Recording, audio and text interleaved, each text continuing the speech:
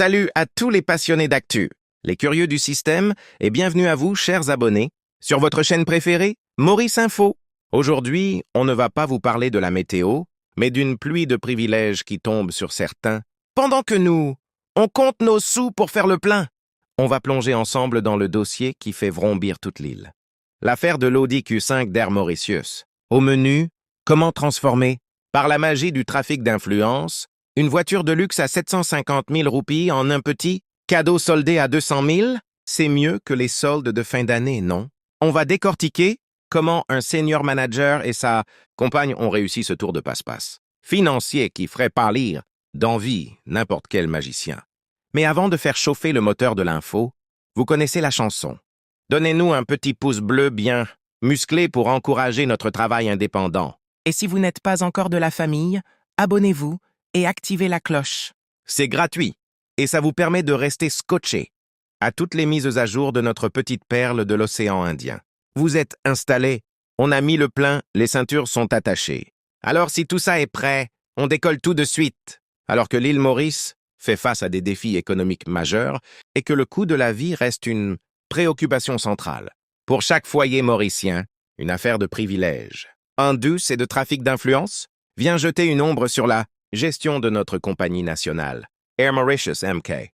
Au cœur du scandale, une voiture de luxe, un cadre influent et un profit rapide de plus d'un demi-million de roupies. Les faits, une transaction VIP, sous la loupe de la FCC. L'affaire a éclaté hier avec l'arrestation spectaculaire par la Financial Crimes Commission, FCC, d'Anba Manikam, Senior Manager Ground Services Worldwide, et de sa compagne Kiran Balgobin, hôtesse de l'air.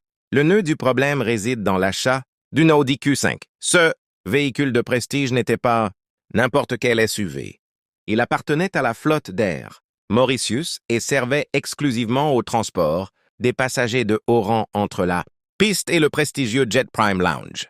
Selon les éléments de l'enquête, Anba Manikam aurait usé de son influence au sein du département Procurement, approvisionnement, pour faciliter le rachat de cette berline par sa compagne.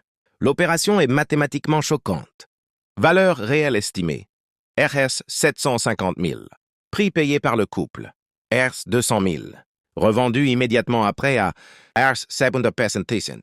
Résultat, un bénéfice net et sans effort de RS 550.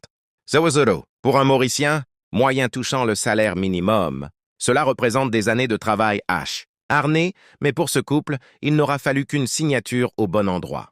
Un système de 2 poids, 2 mesures? Cette affaire illustre un sentiment d'injustice grandissant au sein de la population.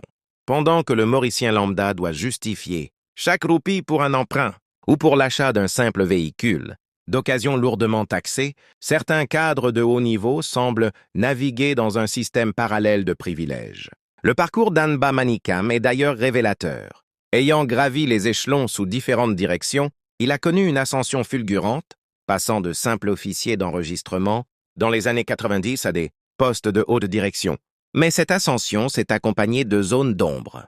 En mars 2024, il avait déjà été muté suite à des allégations de harcèlement et de favoritisme, notamment concernant le retour de poste de sa compagne après son congé maternité. Les conséquences judiciaires, l'étau se resserre. Anba Manikam a passé sa première nuit en cellule policière. Il fait face à une accusation provisoire de Public Official Using Office for Gratification, usage de ses fonctions par un officier public pour obtenir des gratifications. De son côté, Kiran Balgobin, bien qu'autorisée à rentrer chez elle après son interrogatoire, est poursuivie pour blanchiment d'argent.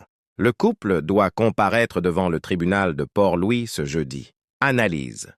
Pourquoi cela choque l'opinion publique? Ce reportage met en lumière plus qu'un simple fait divers. Il pose la question de la gouvernance des institutions publiques et parapubliques à Maurice. Transparence. Comment une voiture de luxe appartenant à une entité nationale peut-elle être cédée à un employé à moins d'un tiers de sa valeur, sans que les signaux d'alerte ne s'allument? 2. L'éthique. Alors que les employés de MK font souvent des sacrifices pour maintenir la compagnie à flot, ce genre de deal interne est perçu comme une trahison.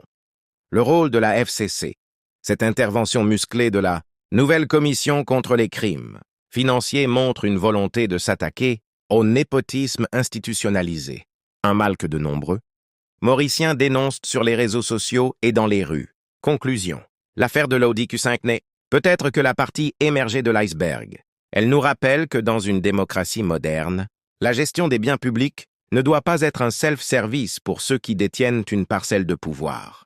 Restez connectés sur Maurice Info pour suivre l'évolution de cette comparution en cours et les détails qui ne manqueront pas de filtrer lors des prochains interrogatoires.